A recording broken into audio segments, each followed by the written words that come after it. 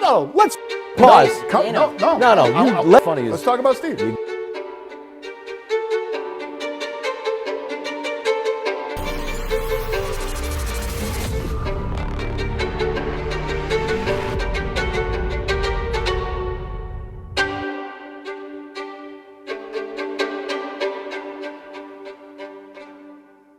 What's up, my degenerate? Scott Barnes here. We got a little switch up. We got Bob Menery with Dana White and the Nelk Boys discussing when Bob came in to say Steve will do it with $1 million.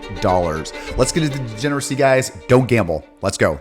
All right, guys, let's get into it. You know, Steve is a habitual gambler, and the way he does it is either he might get sponsorships or the way he works out with other deals where, you know, they will front him some money and you know, he can use that however he wants, and he chooses to play high limit. Now, what happens is it's a game of numbers and odds, and you know, how many times, just like in Baccarat, can you get on a streak? How can you get an edge on the casino? And you know, Dana has a strategy which I will believe he shares, but it's a very common strategy that we cover. It's called the 30-60-90, and that's how he plays. So he has a little edge in a strategy, just like stock markets and you know things like everybody does.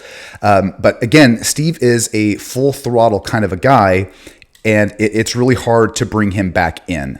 And that's what is hard about this conversation, and what Bob is bringing Steve as he is in the hole to get him back out, just to break even in that point. And Dana makes a great point about you know being a good friend. And Dana has gambled with you know Aiden Ross, Cody, and he likes the interaction because when you play as a team, you have more of an edge, maybe. It just depends. You know, you can talk about first position and last position, you know, on blackjack, you know, or, you know, as Dana and a lot of the other high limiters have gone to play Baccarat more as it is popular now. You know, I myself, you know, I have to have people around me to rein me in because, you know, it's a lavish lifestyle streaming on Kick and doing all these things, and having Bob coming in with $1 million to, you know, help him out, man, just stoking gasoline on the fire. And Dana makes a great point about going home. And this is the problem with, I think, Steve, as I've seen him countless hours over and over. You know, you'll have his Uncle Tim, Dana, many others of his friends like, hey, let's call it a night. Let's call it a night. Let me get 50 more. Let me get 50 more. And the casino's not going to stop him because he's got a credit line. And at the same time, you know, like he is his own human. You know, all they can do is say stop. They can't tell him what to do. He's an adult. But it is a responsible thing for a friend, I hope, to do that. And, you know, Cody makes a great point, and Dana has said it many times in the past. Sometimes you got to battle days. Sometimes you lose, and sometimes you win. But you know, you need to know when to cut it off, because you know he's been down $2-3 million, and you know people have asked him, well, how do you do that? You just go home.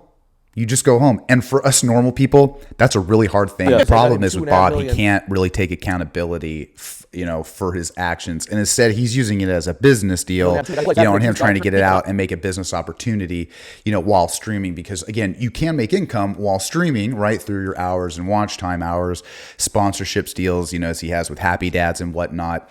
And at the end, I think Bob pushed it too much. And when you have a collide like that with Dana and Bob, which they have in past with the Nelk Boys and some other things that you know he's let go, which you know I see Bob, you know, trying to go crazy and trying to get all these things in, and at the same time he needs to focus. So I see Dana's point, calling him a crazy lunatic and everything.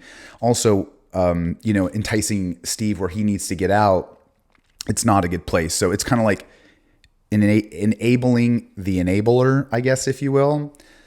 It's a really tough, really quick thing for that 30-60-90 rule. If you guys aren't familiar with it, so Dana will always ask the dealer for 30 grand to start out with, and he really has a simple take where if he's up double from what he started, he'll leave. He doesn't really like to press, so he has that philosophy. If you came in with 1,000 and you won 1,000, get out. And I actually really like that rule because there are very many few times where you're going to go in there with $1,000 and come out with $1 million. You know, there are few and so many, but you know, as we do love, we want to see if we can do it. You know, we always like to press our luck.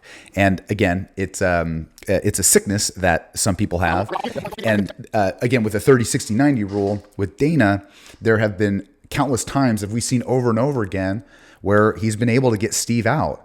But just remember, guys, we can always think that they're up, but in the end, in gambling, we're always going to be down chasing. Okay, just please remember that it's not always a winning scenario. No, Steve will tell you if he was here. He does know. He was right here. He can't He's literally talk, right there. He doesn't allow to have Okay, but beer. wait, I think it's important to go back to how we got Antonio Brown, right? Dana's such a cool guy, man. He really keeps it real. But again, I just wanted to touch on that because Steve's a very dedicated person, and you know, you can call that as an addiction as if you want. But you know, I see him every time on Kick, and you know, he's going on there all the time. And you know, we just watched him on this channel just go with Dana, and it was a crazy show. And again, I love it. Again, don't gamble. Do not gamble. You'll lose.